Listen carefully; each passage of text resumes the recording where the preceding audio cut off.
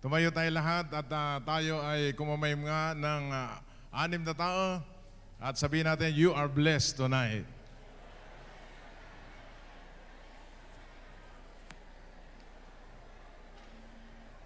Praise God.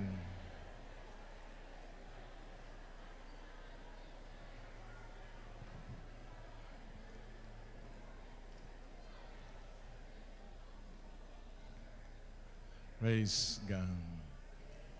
Remain standing, tayo manatiling nakatayo as we will read the word of the Lord. Praise God. Shall we read first Luke chapter 4, verse 18 and 19? That's our theme of Jesus Christ the Deliverer. Luke chapter 4, verse 18. Praise God. Pakisabi sa katabi mo, you are blessed forever and ever. Shall we read? The Spirit of the Lord is upon me because He has anointed me to preach the gospel to the poor.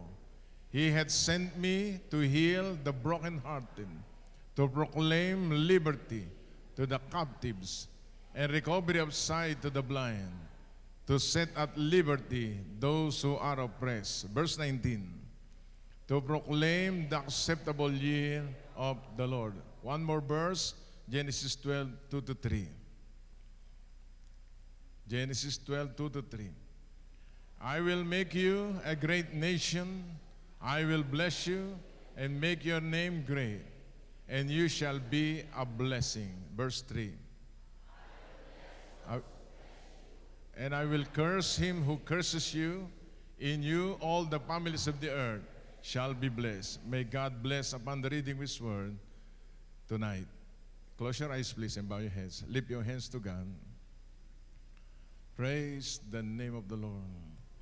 Blessed is He who cometh in the name of the Lord, the Father, the Son, and the Holy Spirit. We confess the name of Jesus Christ. We believe your name is higher than any other name. You are so precious in our hearts. You are our Lord and our Savior, our healer, our great deliverer, the great provider, the soon coming King, King of kings and Lord of lords, na lahat ng tuhod sa langit, sa lupa, sa ilalim ng lupa iluluhod sa iyong pangalan. We are here tonight to honor your name, to bless your most precious name, to bring all the glory, all the honor, all the praises what you have done for the whole 1 year. Marami pong salamat, Panginoon. Thank you. Shall we give thanks to our Heavenly Father? As a servants of the Most High God, leaders and pastors who are here tonight, even though those who are watching in FB live streaming, let us give thanks to the Lord in this season. Rabakia rabasi kalabahanda rabahaya. Libraha kerasikrebin dalabakia rabahan. Shall we speak in unknown language? He that speak in tongue, speak unto the Father God.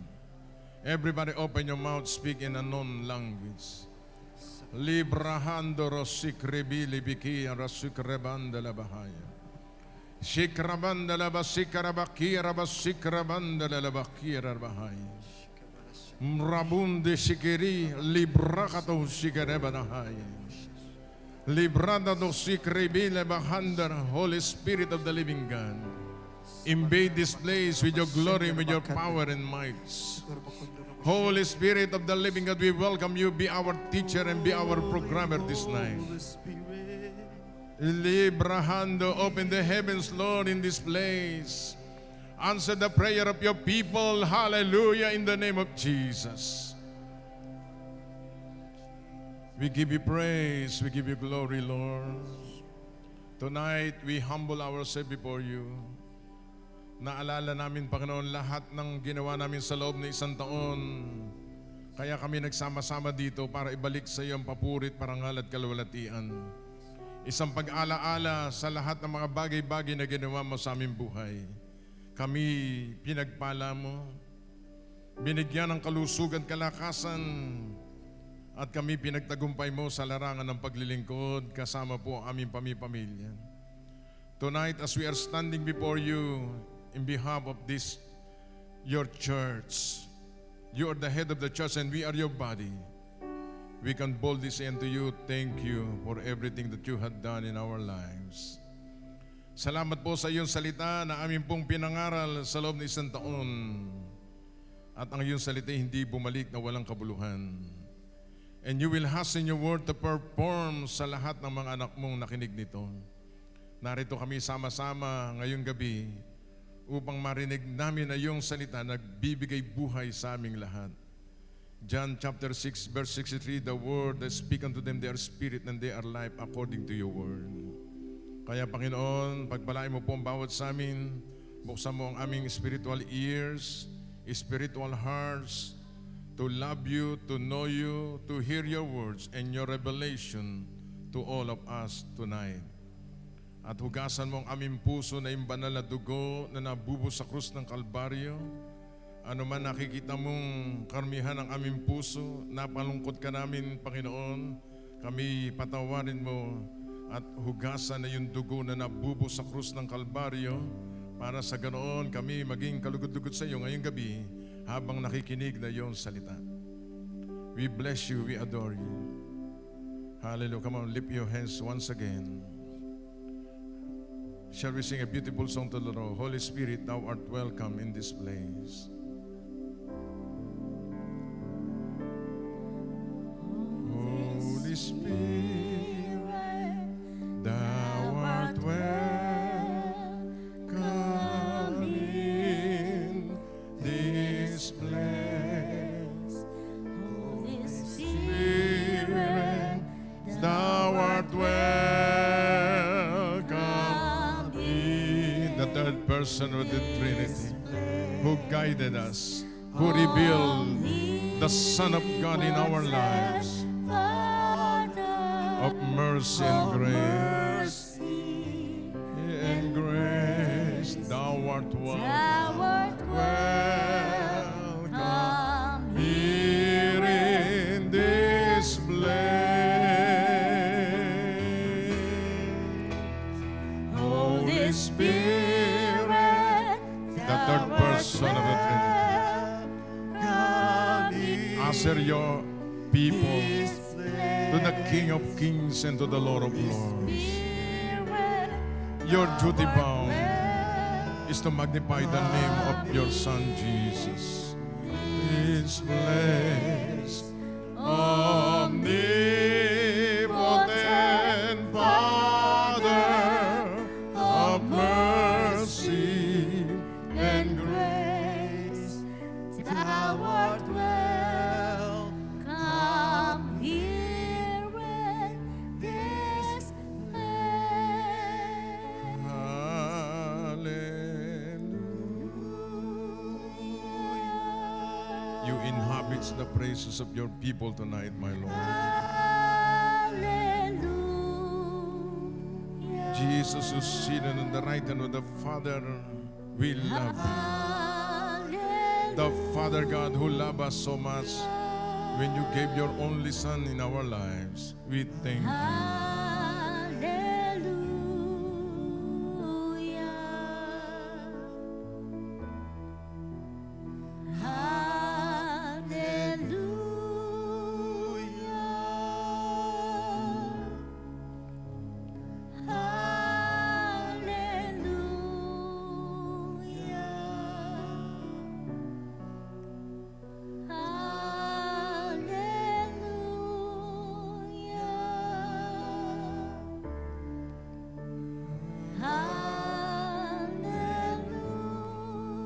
Sing it one more time. I love you, Jesus. I love you, Jesus. I love you, Jesus. We love you, Lord Jesus. I love you, Jesus. Sing it, everybody. I love you, Jesus. I love you, Jesus.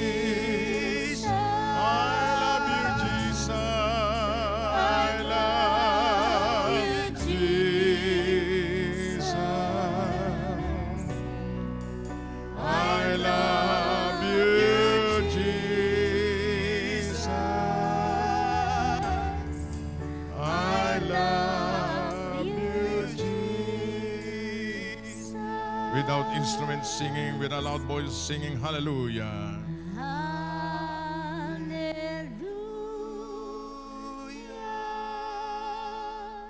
Even the angels of the Lord are singing before you, Lord.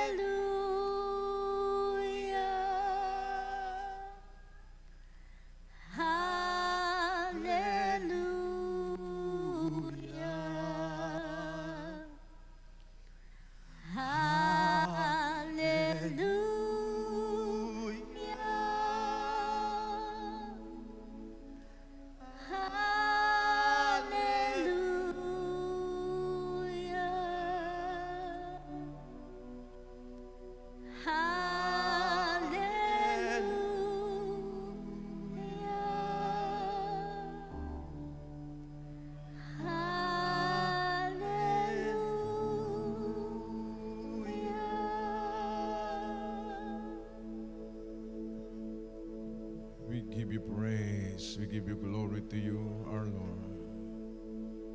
You are the God of all flesh, nothing too hard for you to do. We thank you, we bless you, Lord, tonight.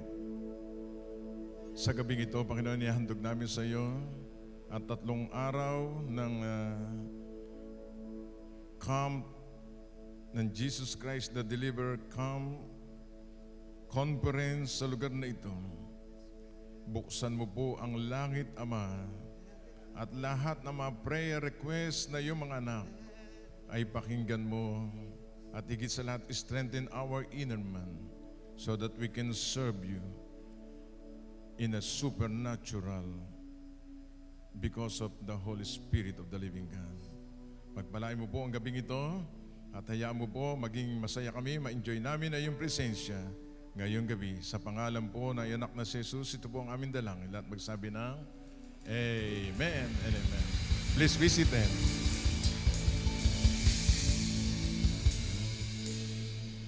Are you excited tonight? Mahina, are you excited tonight? Sumigaw na malakas na hallelujah! Praise God. Jesus said in His Word, when 2 or 3 gather in His name, Jesus Christ is in the midst of them. Do you believe that Jesus' presence is here tonight? Praise God. Pagkatapos tayo naglingkod sa loob na 1 taon, sama-sama tayo ngayon nandito para sabihin sa Panginoon, ang Diyos ay mabuti sa lahat. Tayo ay Kanyang ginamit, pinagpala tayo bilang isang sisidlan ng Kanyang kapangyarihan. Palakpakan natin malakas ang Panginoon. Amen. At ngayong gabi, minarapat ko na rin na tapatan ang gabing ito ayon sa salita ng Panginoon. At gusto kong ipahayag sa inyo, itong gabing ito, special night sa puso ng Panginoon. Amen? So I want to discuss in a few minutes, ang aking title ay The True Apostles. Ang tunay na apostol. Kung meron tunay, meron fake. Wala itong kumikibo doon, ha? Kung merong tunay, merong hindi tunay. At sa huling panahon ito, maraming tao, marami ring mga lingkod ng Panginoon na hindi tunay talaga ang paglilingkod sa Diyos. So I want to discuss to all of you in a biblical way kung paano magiging tunay na itong tinatawag na ngayon apostol. Apostle sa Ingles. At tayo magkakaroon ng transition from the word bishop to apostolic anointing. At tingnan natin sandali ang salita ng Panginoon. 2 Corinthians chapter 12 verse 12, please. All right. 2 Corinthians chapter 12 verse 12.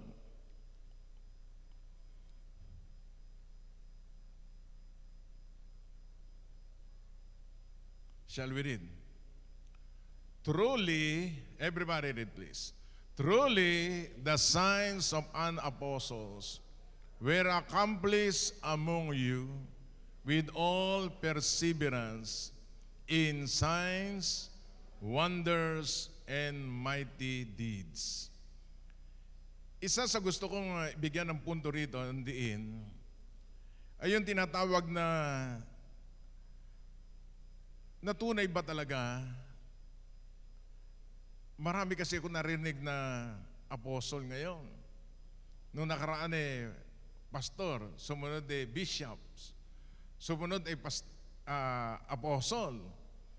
Kailangan marinig natin yung tunay na apostol. Amen. Sumigaw naman kayo, amen.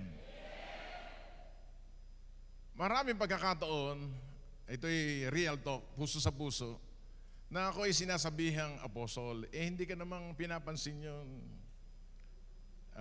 Siguro mga 7 years ago, tawag sa akin apostol.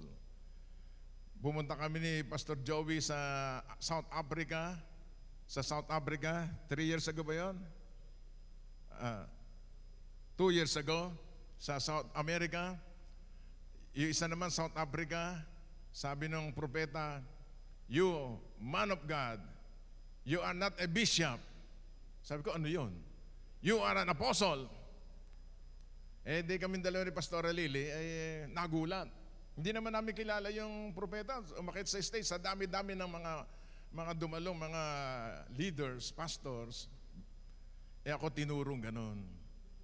Sa totoo, inaantok pa nga ako noon dahil nag-a-adjust pa kami ng oras. At nitong nakaraan, nirecognize ulit tayong apostle.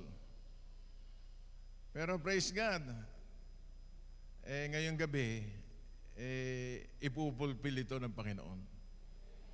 At one day, isang araw, I went to Apostle Renato D. Carillo, doon sa Batangas ba yan? Cavite.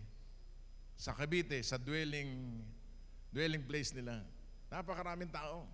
Lahat yata ng ini-sponsoran niya mga kapastoran. Ako naman na-invite niya doon. Alam niyo si Apostle Renato Carillo, parang ngayon nakakita ng kapatid na nawala at mahal na mahal tayo. Wala ba kayong kami doon? Maya-maya, pinrabisi kami mag-asawa. At ang natandaan ko lang doon ay ipagpatuloy mo yung mandato ng Panginoon, bigay sa iyo ng Panginoon. At hindi ko matandaan, basta yung ibang doon, mga ibang salita doon, umalis ka na sa mga old wine. Yung hindi pinapagawa sa inyo ng Diyos, huwag mo nang gawin. Purihin ang Panginoon. Alam nyo na yung susunod na kabanata. At kahapon, linggo ng madaling araw, Lunes madaling araw, na naginip ako, may baso akong dala, Pastor Joey, may dala akong baso. Nahulog yung baso, nabasag. At sabi ng Panginoon, wala na yung nakaraan mo, basag na, huwag ka nang bumalik doon. Ito pinapagawa ko sa iyo at yan ang ipupulpil ng Diyos sa buhay nating lahat. Kaya itong huling panahon ito, meron tinatawag na transition o alignment ng ministeryo ng Jesus Christ the Deliverer na gumawa ng tanda, himalat kababalagan. Iyan pala isang tanda na ikaw ay tinawag ng Diyos sa apostolic anointing. Pakisabi nga sa katayo, you are anointed by the anointed one. Lahat tayo anointed. Pero mayroong anointing na tinawag bilang apostol. Amen. Say hallelujah.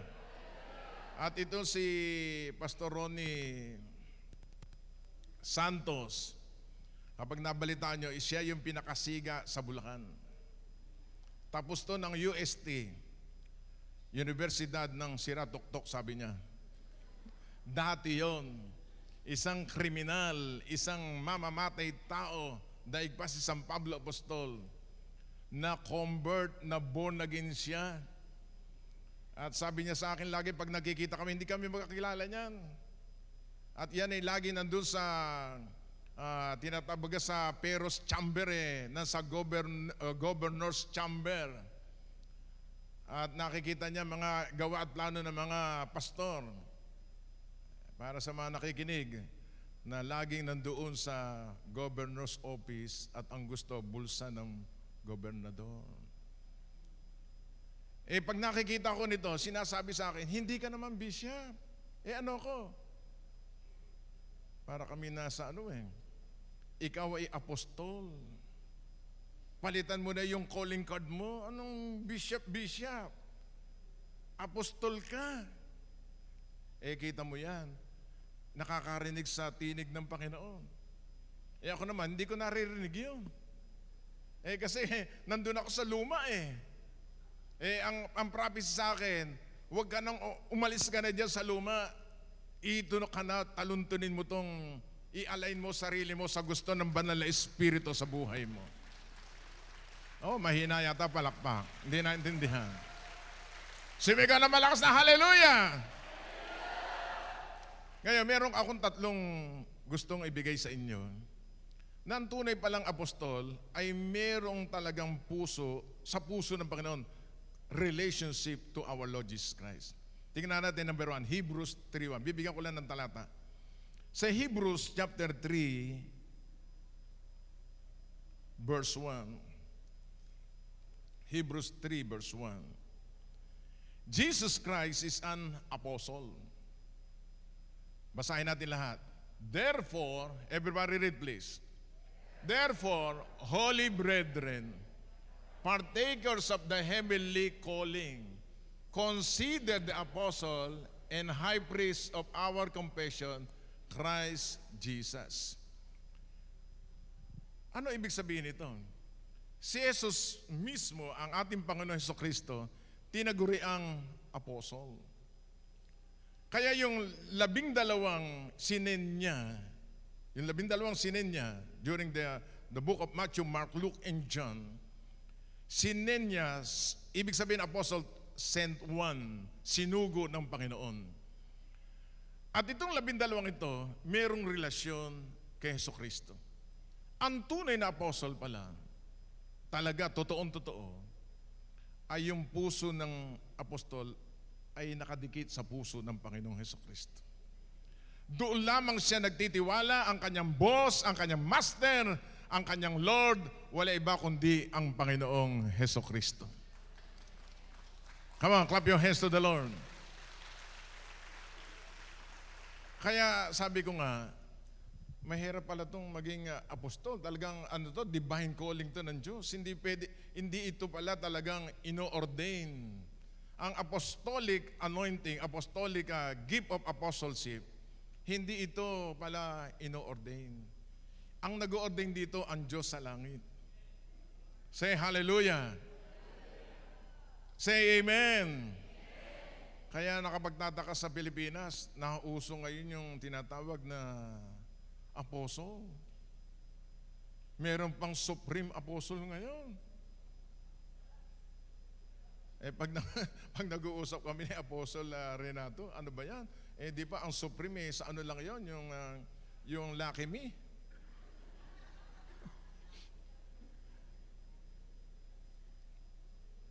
Ang pinaka-supremo natin, wala iba kundi si Hesukristo. Kama, palakpakan natin ang Panginoong Hesukristo. Hallelujah!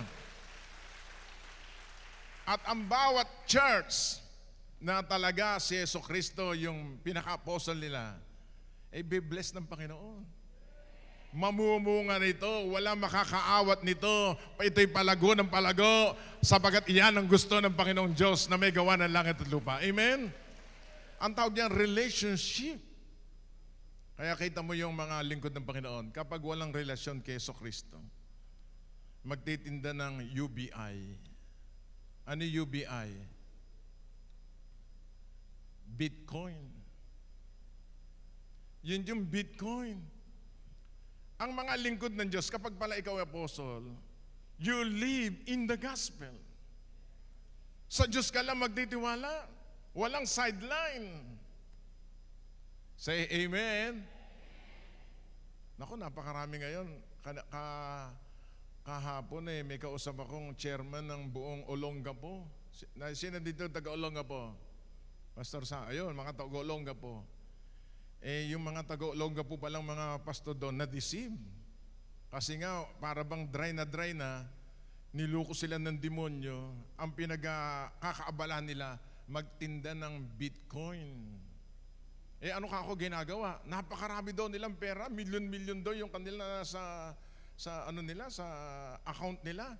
Nawi-withdraw ba ako? Ang problema ka, ikaw, hindi makapag-withdraw eh. Kailan pa yan? Ako, nangangako, puro pangako. Dahil pa politiko, pinangakuan na kita, gusto pang tuparin. Ano ka ako ginagawa? Napunta sila doon. Nagkaroon ng spirit of error, nagkaroon ng tinatawag na spirit of greediness. Mga kapatid, hindi yun ang tawag sa atin ng Panginoon. Kaya mga ko-pastor na nandito, maglingkod tayo ng totohanan sa Panginoon. God will provide. He will supply all our needs according to His riches and glory by Christ Jesus. Come on, clap your hands to the Lord. Hallelujah. Hindi tayo pababayaan ng Panginoon. Ito na yung bunga, ito na yung pinagkaloob sa atin ng Panginoon. Hindi pa ba tayo maniniwala dito? Mula sa wala, tayo pinagpala ng Panginoon. From zero to become hero. From natural to supernatural. Say hallelujah. Kaya sabi ng Biblia dito, isang pang verse. Mark chapter 3, verse 13 to 15. Mark chapter 3, verse 13, 14, 15. Kaya mahalaga yung relasyon natin kay Kristo. Mga lingkod ng Panginoon na nandito, seryoso ang Panginoon. Say amen. Hindi ba tayo natutuwa? Tinawag tayo ng Diyos na maglingkod sa Kanya. Sa dami-dami ng taong pipiliin ng Diyos, ikaw ang napili.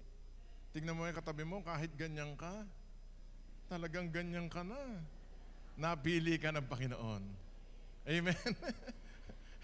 Sa totoo, nung nililigawan ko si Pastora Lily, hindi nga ako mapili-pili Dahil nung unang panahon, napakapangit ko. Ba't nagtatawa kayo? Pangit na, payat pa, awanin ti kwarta. Pastor Ronnie, nahipo lang ng Panginoon ang puso ng aking asawa. Kasi ang mga JCTD, hindi umuurong, maong lang ang umuurong. Kaya ibang mga youth dito, ginagaya ko sa larangan ng pag-ibig. At yun naman hipo ng Diyos yun. Kahit ano gawin ko, kung ayaw ng Diyos, wala akong magagawa. Pero wala, yung mga karibal kong 12, natuto ko ng casting out demons. Doon ko natutuhan yung casting out demons. Sabi ko, demonyo kayo manliligaw, lumayas kayo. Ubus lahat. Kaya dapat ganun gagawin natin, amen? At ang sabi ng asawa ko, kung sino ang natira, iyon na po, Panginoon. Ako ang nagwagi. Hallelujah. Amen. Alam nyo, I prophesy to all of you, marami pang ibibigay ang Diyos sa atin itong panahong ito. Yung malakas mo malakpak, mangyayari yan sa atin. Hallelujah. Nararamdaman ko. I can feel, I can sense in the Spirit, God will do mighty things. More blessings are on the way. Hallelujah. Say amen. Ang sabi ng Biblia dito, Mark 3:13. He went up on the mountain, called him to those himself wanted. They came to him. Verse 14. Then he appointed 12 that they might be with him. Sa ibang translation, the 12 means the apostle. The appointed 12. That they might be with him. Kaya yung mga apostol, talagang kay Kristo lang yan. Walang kahati. Yung mga lingkod ng Diyos, ganun din. Walang 50-50. 100%. That He might send them what? To preach. Ano susunod? To have power to heal. Kaya kapag hindi nagpapagaling, baka hindi ka JCTD. Ang Panginoong Hesukristo kaya tayo pinili to preach the gospel, to heal the sick, and cast out demons. Naku, marami pong mga pastor ngayon, hanggang ngayon, takot na takot sa deliverance. Nakabasa ko ng libro, if you don't like to cast out demons, the demons will cast you out. Kaya mamili kayo. Ano gusto nyo? Palayasin kayo ng demonyo o tayo magpalayas? Taas nga isang daliri. Yung mga hindi magtataas, delikado yan. Sabi natin, you demon spirits, come out in Jesus' name. Ayan, ganyan. Ngayon lang tayo babawi. Amen? Matagal na tayong pinalayas. Unang round ko sa ministry, nandiyan si Pastor Sid, sila Pastor Joey. Alam nila yan.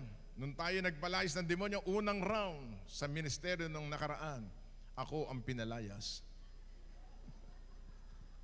Hindi mapalayas ng demonyo, ako pinalayas. Pastor Ronnie, ako napalayas. Maganda naman, in the end, God wins. Lalo akong pinagpala ng Panginoon. Di ba? Amen? Pastor Joey, nung makita ko sila, awang-awa ako sa kanila, sabi ko, salamat, ginamit kayo ng demonyo. Hindi pala ng Panginoon. Para ako ay maging ganito. Purihin ang Panginoon for the glory of God yan. Yan na may tapos naman na. Nagpatawaran at lahat. Ibig sabihin sa buhay natin, yan ang ministeryo natin. Nabigay sa atin ng Panginoon. Sabihin mo sa katabi mo, mukha mo pa lang. Takot na, diablo sa iyo.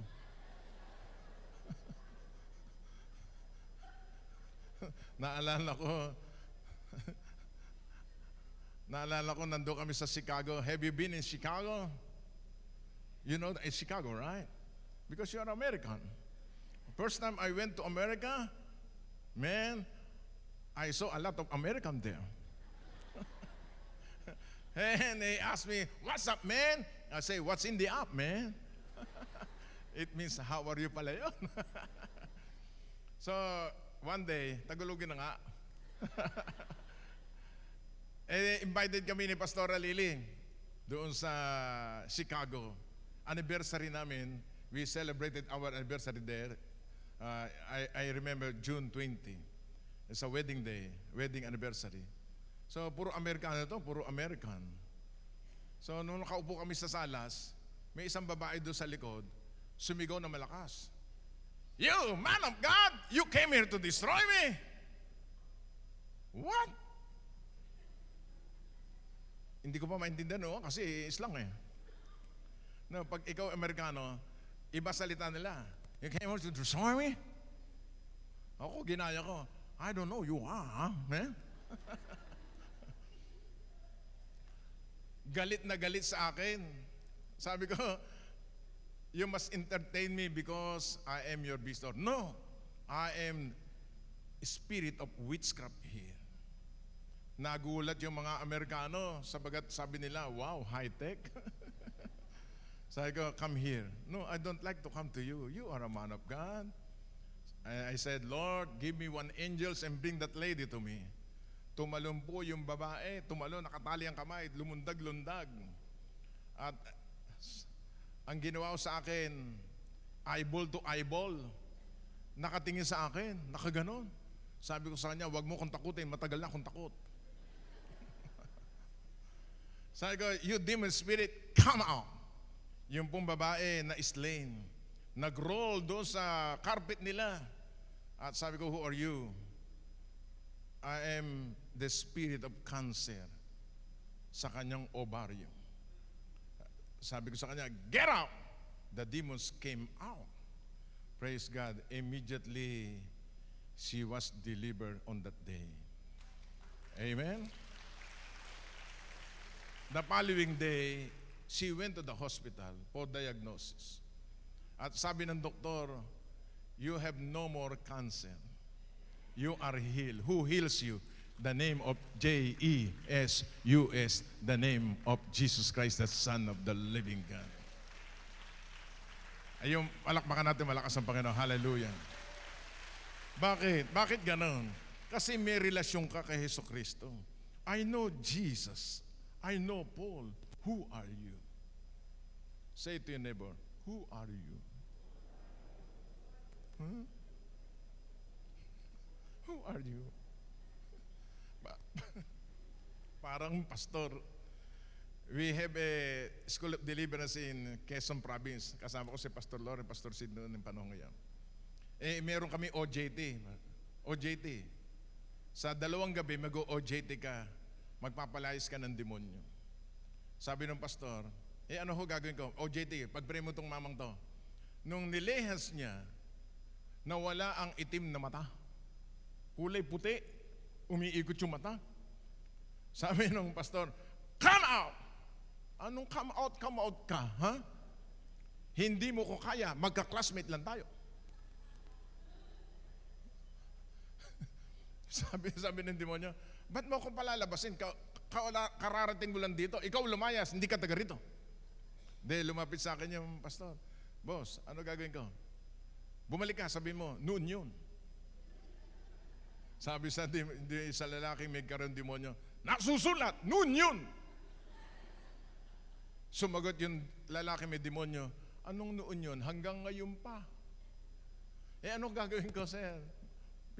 Pastor, bumaba ka sa lupa, doon, kasi second floor yan magpa-deliver ka. Naku, napakaraming demonyo, nakarga. Paano tayo makapagpapalayas ng ganon? Tayo palalayasin, bakit alam niya rin kung ano ginagawa natin. Kaya sa panahong ito, we must walk in holiness and righteousness of God in Christ's name. So mahalaga yan Kaya sabi ng Biblia, yun yung mahalaga yung relasyon natin sa Panginoon. Mag-devote tayo ng oras sa Panginoon. Napakarami kong kasamahan noong lumang panahon. Kukunti na lang natira sa amin. God will preserve you in these last days. Say amen. Pangalawa. The Holy Spirit is the giver of the ministry gift. Ang nagbibigay ng gift na ito, wala iba kundi yung third person of the Trinity. Ang mga apostol ay talagang yung kanilang buhay, they indwell, they empower by the Holy Spirit of the living God. Itong ministeryong ito, nakadepende tayo sa Holy Spirit. Amen? Say hallelujah. Tingnan natin sandali itong 1 Corinthians chapter 12, 4-7.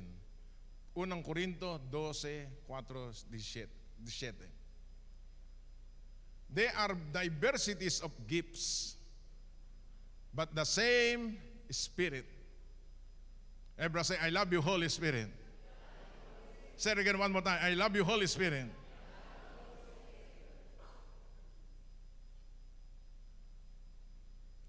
Next verse. There are differences of ministries, but the same Lord. Verse 6. And there are diversities of activities, but it's the same God who works all in all. Say amen. Ngayon, una, relationship. Pangalawa sa Holy Spirit, partnership.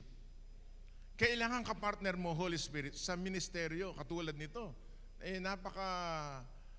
Marami pa tayong gagawin sa daigdig na ito. It's not our might nor our power, but by the Spirit, say the Lord of hosts.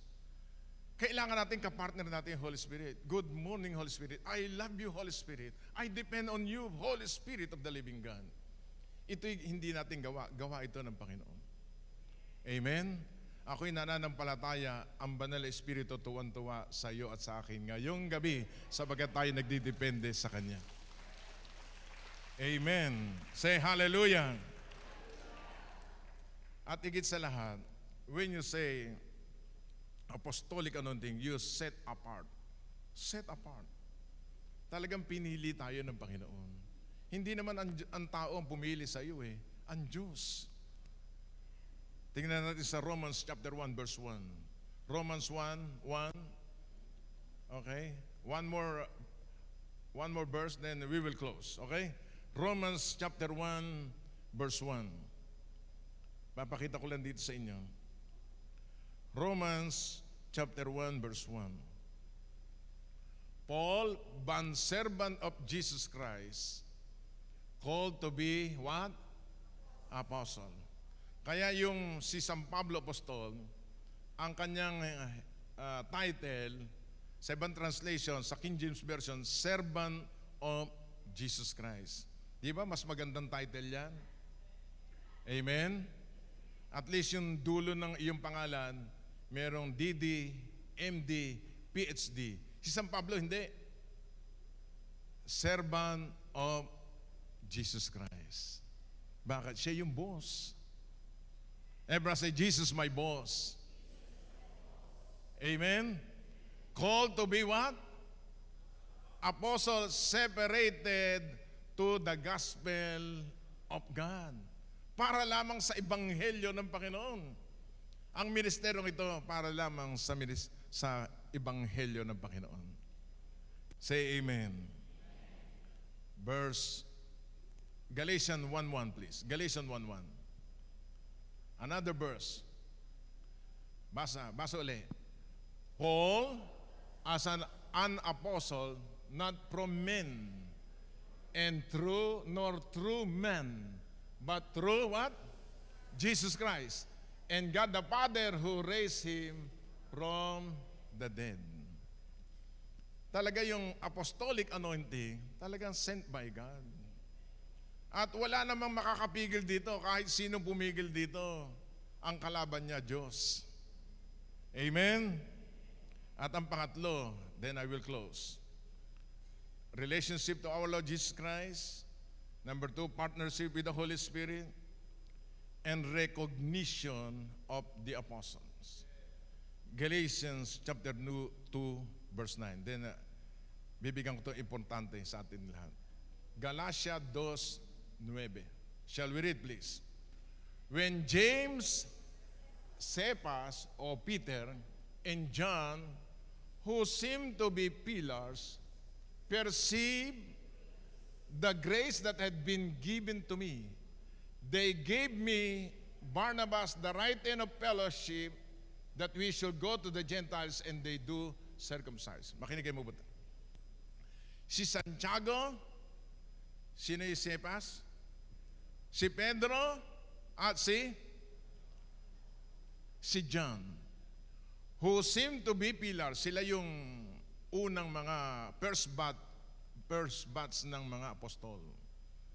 Kabago-bago lang ni San Pablo. Pero itong tatlong ito, perceive the grace that had been given to me. The word perceive, sabi natin lahat, perceive. Recognition.